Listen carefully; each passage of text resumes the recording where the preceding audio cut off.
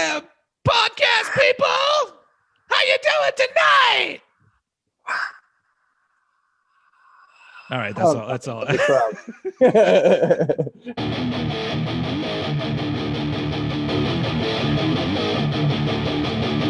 Oh, he's gonna do it. Hey, do do do do do do do. Oh man. Now, while I'm a big fan of this style of music, and the chorus is something taken straight from the Eddie Sparxx How to Make Excellent 80s Hard Rock Handbook, this album at this point is long. Coming out next summer in book and audiobook form. Oh shit. I got to find my notes about this album because, you know, I do very brief notes, but there's still notes there. Take your time, dude. So yeah, I'll edit that out.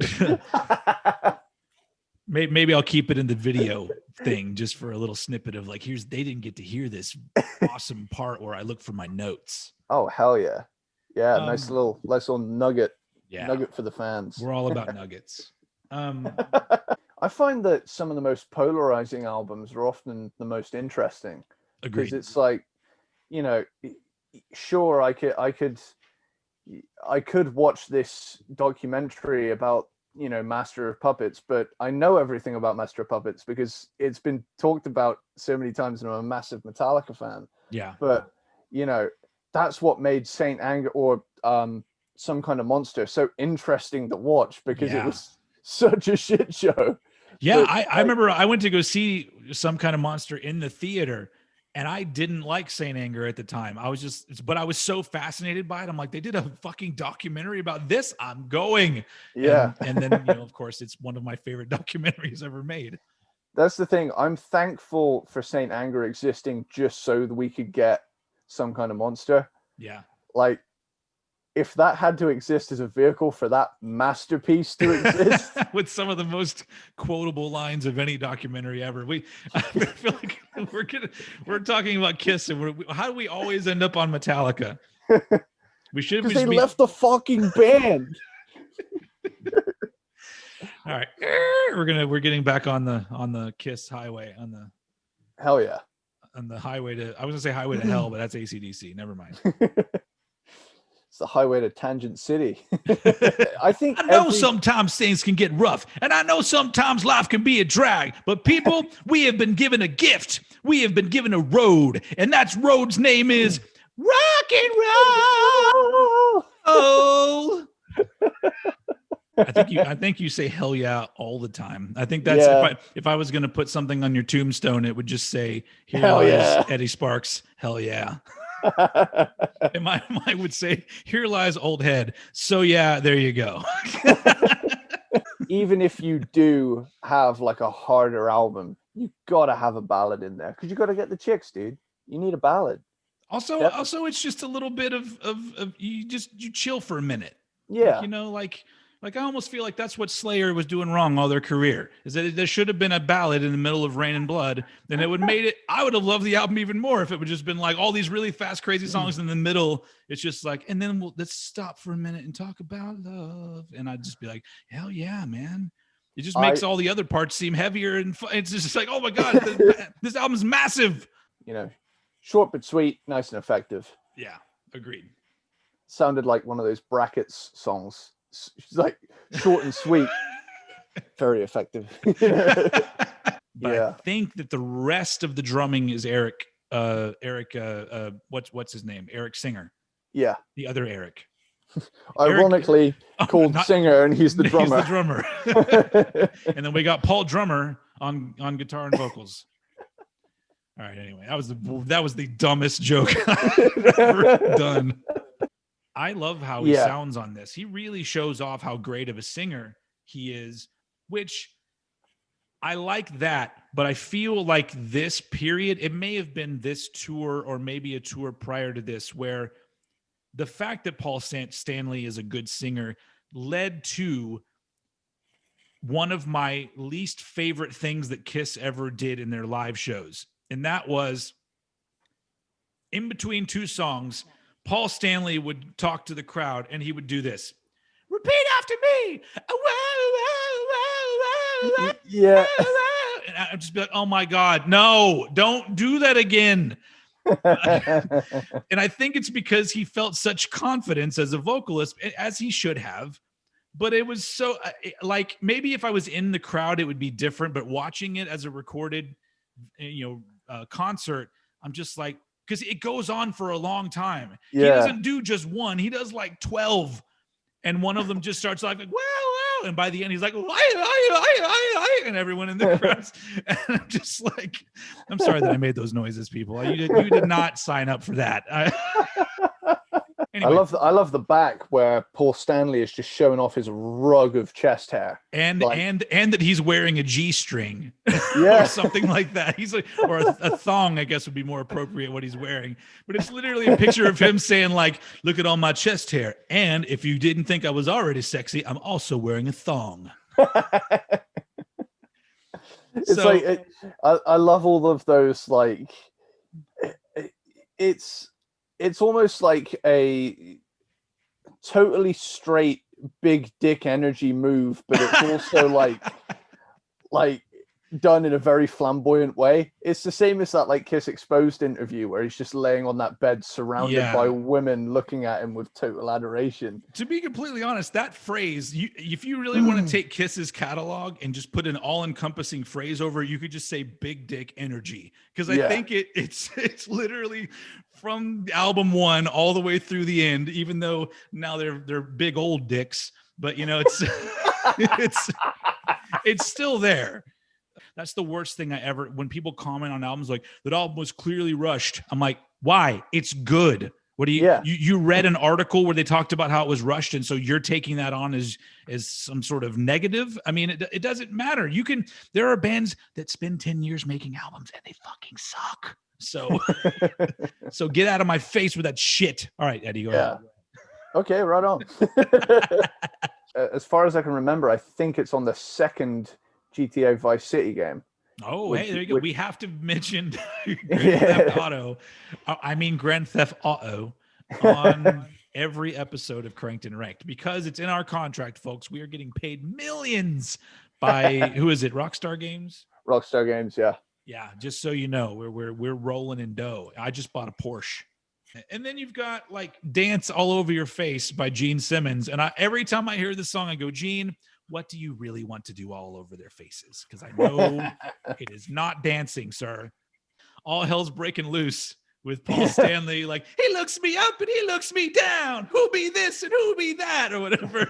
Why are you going to talk like that? Yeah. And then he ends up by going, I am cool. I am the breeze. Haven't you heard? There's a new revolution. I'm like, okay. This is not a revolution, dudes, but okay.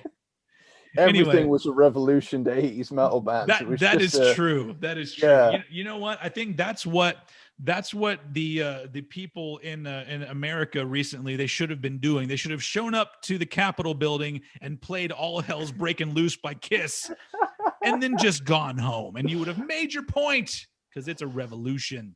Anyway, so I'm sorry, I didn't mean to get political there. And I'd probably have a lot more respect for them if they just turned up and played a bunch of Kiss songs and then fucked back off. That's true. Like, okay, all right. I feel okay. In the morning, I raise my head and I'm thinking of days gone by. And the thing I want out of life is I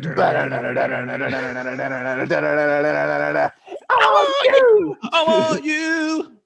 Mr. Speed. Fun track, although Mr. Speed might translate to something a little premature, but you do you, Paul, I guess. Yeah. Why would you want the ladies to call you Mr. Speed?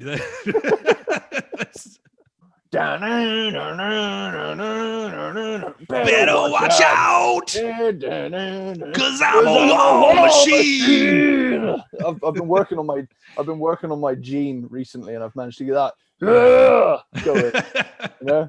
The stylist for the band at the time was on some really good cocaine. All right. Who wasn't on some really good cocaine at that point? But the stage get-ups on this somehow, I don't know how you top the fucking leopard print cat suit that Eric Carr wore on stage during the Animalized tour. But yet they managed to come up with this fusion of like royalty and exercise gear. Yep. Who wants to be lonely? Notice how I'm singing everyone. With you tonight. Whoa, whoa. Oh, those Tears are falling. Oh, we almost did a harmony there. That was really good. That was badass. It's You're one of welcome. their. I feel like he was the one member that the makeup removal really didn't take away from his overall vibe. Like he still seemed pretty menacing, and there was still Creepy Gene in full effect, no matter what. which brings me to Lick It Up. In the video for Lick It Up, he's still looking at you like, I've got bad things planned for you. Yeah, because it's so weird how like in the era of music videos, even today, the norm is you're singing the song and you're keeping eye contact with the camera. Yeah. But some people keeping eye contact with the camera feels you're being violated in some way. And that's I love the fact though that like during all this, like he does this.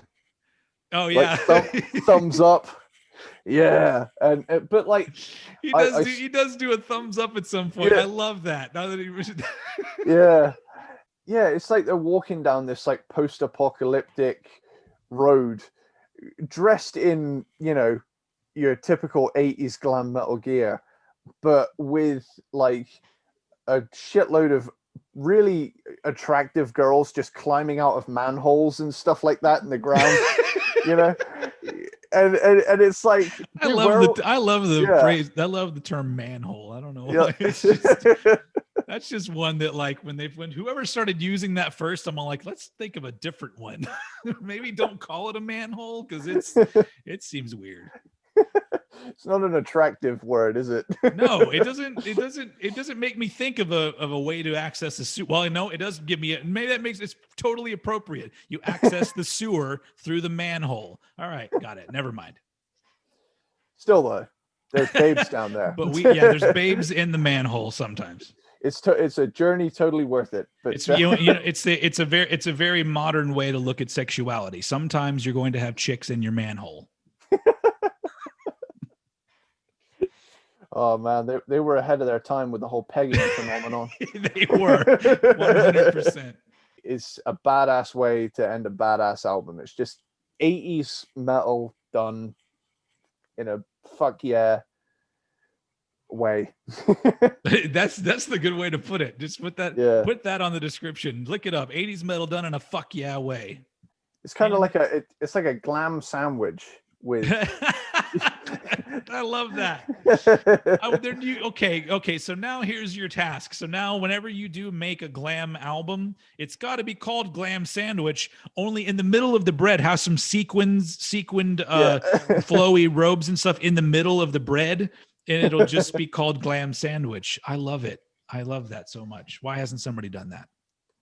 Because they're not geniuses like us. That's true. If you listen to all the albums in a certain order and watch all of the Star Wars movies, it unlocks a portal, dude. Like one of those. Dude, if you start the Phantom Menace right after Paul Stanley goes, they sync up exactly, man. Anyway.